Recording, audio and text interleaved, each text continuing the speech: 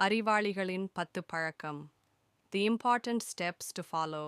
Smart people don't just think differently, they live differently.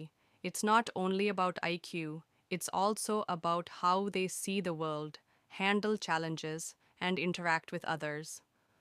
புத்திசாலிகள் வேறுபடச் சிந்திப்பதல்ல, அவர்கள் வாழும் விதமே வேறுபடுகிறது. இது ஐக்யூ மட்டுமல்ல, அவர்கள் உலகை பார்ப்பது, சவால்களை சமாளிப்பது, மற்றவர்களுடன் நடப்பது, இவையெல்லாம் அவர்களை வித்தியாசமாக ஆக்குகிறது. இன்று நாம் 10 அறிவாளிகளின் வழக்கங்கள், அதற்கான தமிழ் விளக்கங்கள் பார்க்கப் போகிறோம். 1. அவர்கள் எப்போதும் ஆழமான ஆர்வமுள்ள கேள்விகளை கேட்பவர்கள். மேற்பரப்பிலுள்ள பதில்களில் திருப்தி அடைவதில்லை. ஒரு குழந்தை வானம் ஏன் நீளமாக இருக்கிறது என்று கேட்பது போல, புத்திசாலிகளும் வாழ்க்கையின் பல விஷயங்களை ஆழமாக கேட்பார்கள். ஏன், எப்படி, இல்லையெனில் என்ன ஆகும்? இவ்வகை கேள்விகள்தான் அவர்களின் சிந்தனையை வளர்க்கும் சக்தி. உதாரணம், ஒரு விஞ்ஞானி புதிய கண்டுபிடிப்பை செய்யும் முன் அவர் கேள்விகளை முடிவில்லாமல் கேட்பார். அதுவே அவர் உண்மையை கண்டுபிடிக்க உதவும்.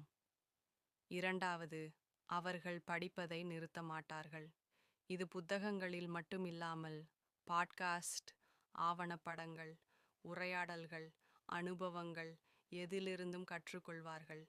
அவர்களுக்கு கற்றல் என்பது ஒரு தினசரி பழக்கம். தங்கள் துறையிலேயே அல்லாமல் வேறு துறைகளிலும் ஆராய்வார்கள். உதாரணம், ஒரு மருத்துவர் வரலாற்று புத்தகங்களை படிப்பது போல, அவர்களுக்கு அறிவு எந்த துறையிலிருந்தும் வந்தாலும் ஏற்றுக்கொள்வார்கள். 3. அவர்கள் பேசுவதற்கு முன் சிந்திப்பது புத்திசாலிகளின் முக்கிய பழக்கம். அவர்கள் பதிலளிப்பதற்கு முன் தகவலை உள்ளார்ந்த முறையில் பரிசீலிப்பார்கள். இதனால் அவர்களின் பதில்கள் துல்லியமாகவும் தெளிவாகவும் இருக்கும். பேசும் வார்த்தைகள் ஒருமுறை வெளியேறிவிட்டால் திரும்ப முடியாது என்பதால் அவற்றை கவனமாக தேர்வு செய்வார்கள். உதாரணம், சரியான நேரத்தில் சரியான வார்த்தை, அது ஒரு பிரச்சனையை தீர்க்கவும் ஒரு உறவை காப்பாற்றவும் உதவும். 4. அனைவரும் உடனடியாக முடிவெடுக்க விரும்புவார்கள். ஆனால் புத்திசாலிகள் அவசரப்பட மாட்டார்கள். அவர்களுக்கு தெரியாத நிலைமை ஒரு இயல்பான விஷயம். உண்மைகள் வெளிப்பட நேரம் பிடிக்கும் என்பதை புரிந்து கொள்வார்கள்.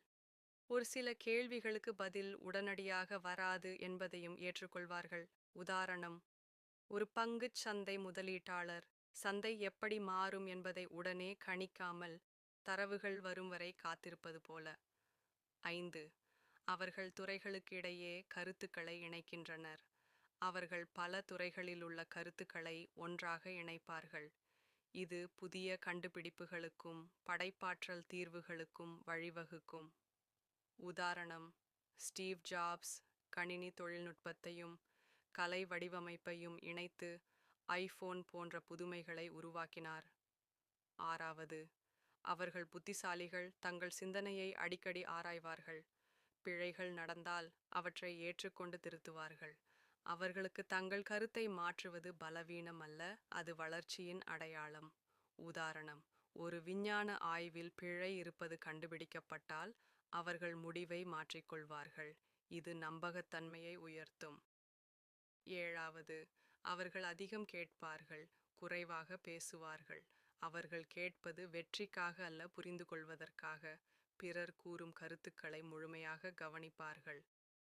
உதாரணம், ஒரு நல்ல தலைவர் கூட்டத்தில் பேசுவதை விட தனது குழுவினரின் கருத்துக்களை கவனமாக கேட்பார். 8. அவர்கள் உணர்ச்சிகளை கட்டுப்படுத்துவது அவர்களுக்கு தெரியும். கோபம், மன அழுத்தம், ஏமாற்றம், எந்த உணர்ச்சியும் முடிவெடுப்பில் பாதிக்காதபடி கையாளுவார்கள். உதாரணம், ஒரு விற்பனையாளர் கோபமடைந்த வாடிக்கையாளரை அமைதியாக சமாளிப்பது போல. 9. அவர்கள் தனிமையில் இருப்பதை விரும்புவார்கள். அந்த நேரத்தை சிந்தனை, படைப்பாற்றல், புத்துணர்ச்சி இவற்றிற்கு பயன்படுத்துவார்கள். அவர்கள் தனியாக இருந்தாலும் ஒருபோதும் சலிப்படைவதில்லை. 10. அவர்கள் பணிவுடன் இருக்கிறார்கள். அவர்கள் நான் எல்லாம் அறிந்தவன் என்று ஒருபோதும் நினைப்பதில்லை. அதனால் அவர்களின் அறிவு தொடர்ந்து வளர்கிறது. Conclusion. Ask deep questions. Keep learning. Think before speaking. Be comfortable with uncertainty. Connect ideas. Reflect and self correct. Listen more. Manage emotions. Enjoy solitude. Stay humble. முடிவுரை. அறிவு என்பது புத்தகத்தில் மட்டுமில்லை, அது உங்கள் பழக்கங்களில் உள்ளது. இவற்றை உங்கள் வாழ்க்கையில் சேர்த்துக் கொண்டால் நீங்களும் உங்கள் சிறந்த வடிவமாக மாறுவீர்கள்.